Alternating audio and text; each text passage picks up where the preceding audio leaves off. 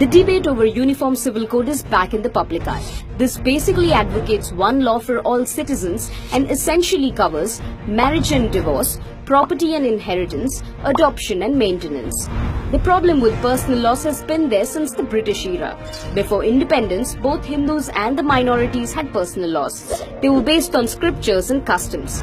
Of course, the Sikhs, Jains and Buddhists came under the term Hindus. The British refused to interfere with Indians and their religion, so they left personal laws untouched.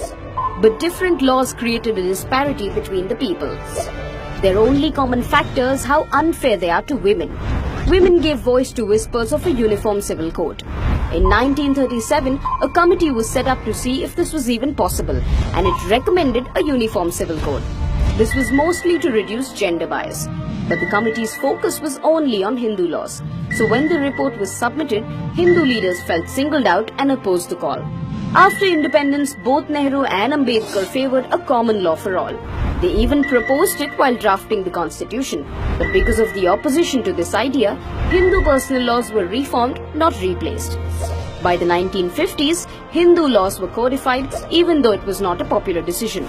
The women from minority communities were left out, and over the years even Hindu women were not happy.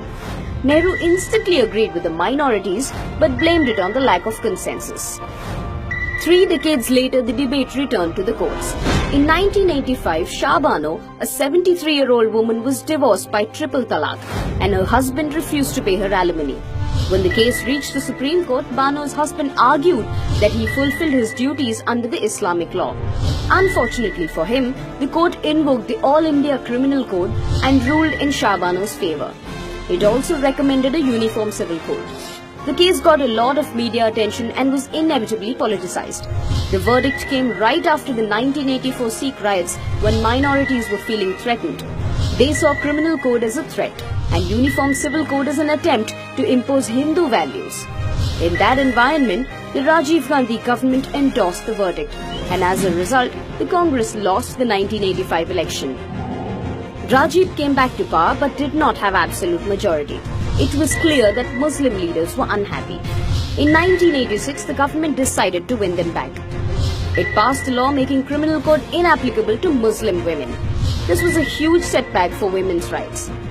To this day, the women across religions argue that personal laws need major reforms, that this is about equality, not religious freedom. Today, the matter shuttles between the court and the government. The Modi government wants a directive from the court, but the court says it's for the parliament to debate and decide. It also says the demand must come from the oppressed. The government must assuage the fears of the minorities, and it can start with a blueprint to gain consensus. At the moment, the Law Commission is looking into it, but even today, it's not a popular choice. The Congress party continues to oppose it.